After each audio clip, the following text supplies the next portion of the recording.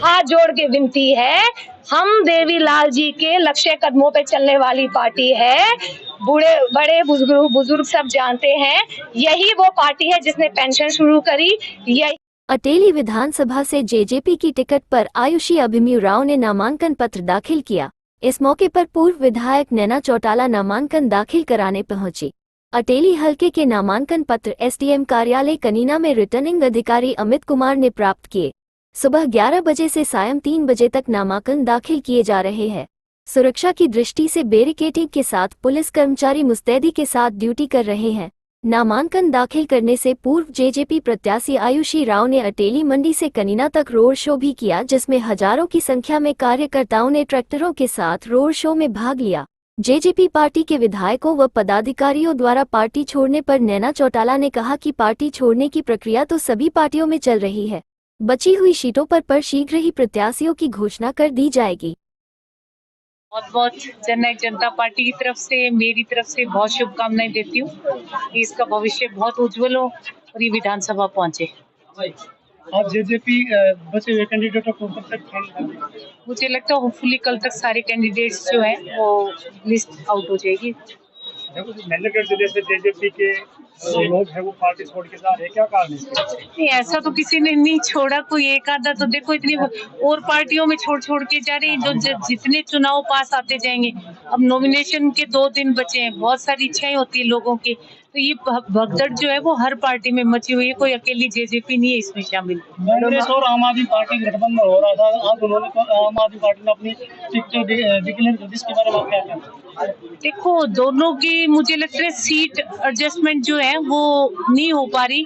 शायद आम आदमी पार्टी ज्यादा मांग रही होगी, कांग्रेस दे नहीं रही, तो इसलिए दोनों अलग अलग लड़ रहे। मैं भी अभी बैठी लिस्ट ही देख रही थी उनकी कि शायद उन्होंने 20 टिकट्स जो है वो डिक्लेयर कर दी। आपकी सरकार बनेगी तो आप युवाओं के लिए क्या करेंगे? हमने तो पहले भी 75% जो रोजगार का है वो रिजर्वेशन लेके आए थे। कहीं ना कहीं शायद हमारी अलायंस में बीजेपी ने इसमें रोड़ा अटकाने का काम किया था, और दोबारा फिर मैं कहती हूँ कि दुष्यंत के हाथ में अगर सीएम का पद आ गया तो सबसे ज्यादा जो रोजगार है वो युवाओं को देने के लिए काम करें। अनेक खेलों में मैं कहती हूँ पीछे भी बहुत किया था, आगे भी बच्चों के लिए।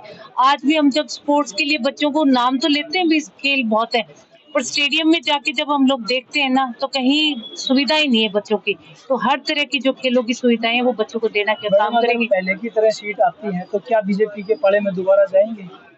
मैं इस बात के लिए बहुत बार बार ये बात कह रही हूँ कि शायद हमारी एक लोगों के लिए हम लोग गए थे और लोगों के लिए बहुत कुछ दुष्यंत चौटाला ने राज में जाके किया है।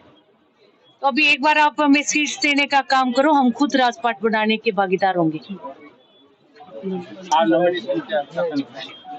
आज मैं यही कहूंगी कि अटेली विधानसभा के सब लोगों को, जैसा आज आपने सब देखा होगा कितना लोगों ने उत्साह से आशीर्वाद दिया है, सब लोग साथ हैं मेरे, और मेरी माता के समान नैना चौटाला आंटी आज आई है, इन्होंने अपना आशीर्वाद दिया है। जेजेपी सरकार आएगी और ये बीजेपी और कहती है ना, वो नहीं, मैं कह रही हूँ जैसे बीजेपी पहले कहती थी पिछली बार 75 पार, क्या बनी फिर गठजोड़ सरकार, और अब ये क्या कहती है कांग्रेस 70 पार। मैं कहती हूँ दोनों है झूठे, अब की बार भी रहेगी गठजोड़ सरकार और चाबी से खुलेगा विधानसभा का ताला, और आयुषी को अपने आप बहुमत दे, जिताएं, और युवाओं का, महिलाओं का सबसे ज्यादा भागीदारी विधानसभा में पाए। आयुषी मैडम फिर बताइए, आप क्या आपकी सीटें कम आई तो आपका ताला फिर बीजेपी के साथ ही खुलेगा या कहीं? देखिए सुनिए, अभी नैना आंटी ने आपको सब बताया, बार बार उसी बात को आप क्यों रिपीट कराते हैं? और काट की हांडी तो एक बार चढ़ती है, चढ़ ली, बीजेपी पे बार बार क्यों हमारी पार्टी विश्वास करेगी? अरे हमारी पार्टी का उनसे गठजोड़ क्यों टूटा? 5000 बुजुर्गों की पेंशन पे ही क्या कहा था, मुझे नहीं चाहिए, एमपी की सीट नहीं चाहिए, मेरे बुजुर्गों की पेंशन 5000 कर दो, यही मांग थी ना? उन्होंने तो सरकार ही तोड़ दी। हमारी लड़ाई किसकी थी? बुजुर्गों की पेंशन की, 75% रोजगार की, युवाओं की। ये सरकार झूठी है, ये तो कैंसर है, इनने तो हरियाणा से भगाओ, इनने तो सेंटर की राजनीति करनी है। आप क्या कहते हो?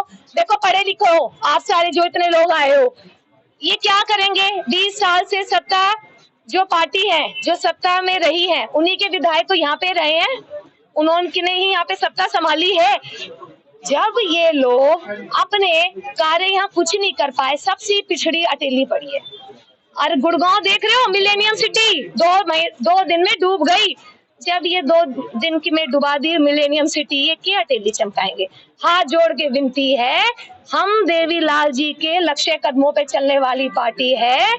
बूढ़े बड़े बुजुर्ग सब जानते हैं, यही वो पार्टी है जिसने पेंशन शुरू करी, यही वो पार्टी है जो किसानों का सोचती है। तो हमें जिताइए, विधानसभा में पहुंचाइए और अपनी आवाज बुलंद कीजिए। धन्यवाद।